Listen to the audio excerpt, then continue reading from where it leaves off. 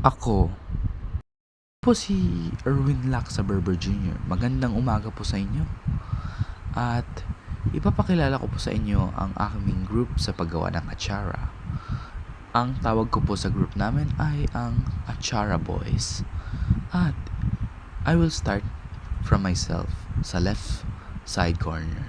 Ako po si Erwin Laksa Berber Jr. Ang kasunod ko naman po si Rafael Miguel Talimbay. At ang nasa gitna naman po, nakasunod ni Rafael Talimbay ay si Christian J. Villar. At yung nasa right side po ay si Rafael Matthew Combinido. Thank you for listening and enjoy watching.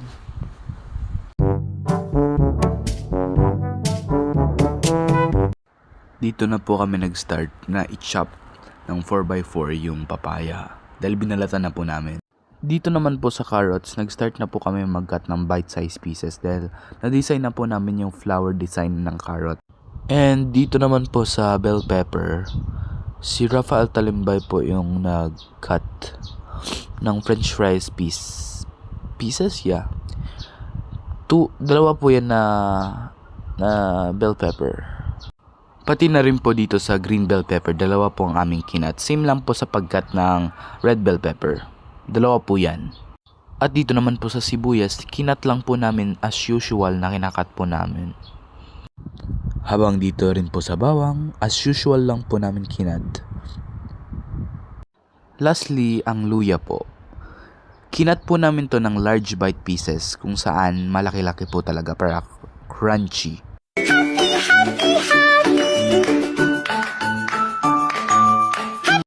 Dito na po kami naglagay ng 1 cup of water and 2 tablespoons of salt para matanggal po yung pait ng atsara. Pati na rin po yung anghang ng bell peppers kaya nilagay na rin po namin dyan.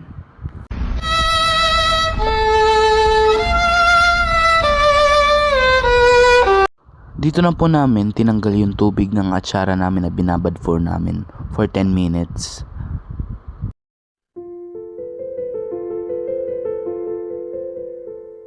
At dyan na po kami nagsimula maglagay ng 2 cups of vinegar sa measuring cup. Dito na po kami nag-start ng paglagay ng 2 cups of vinegar and 4 tablespoons of sugar, brown sugar to be exact, until mag-simmer po. At nung mainit na po, dyan na po namin nilagay ang mga aromatics like ginger, bawang, and sibuyas. Nilagay na lang po namin ang carrots as last para po maging crunchy afterwards. After 10 minutes po ng pagbabad ng papaya at ng bell pepper, nilagay na po namin sa brine para maluto na rin po. Hello everyone, tapos na po lutuin yung atsara namin at behind the scenes na po namin nilagay sa isang container ang atsara para hindi na po hindi na po ma-overcook para maglamig-lamig na po. At yan po sa screen yung nakikita nyo po mga ingredients na ginamit po namin. Ayan po yan lahat. Salamat po sa panonood at yeah, let's go.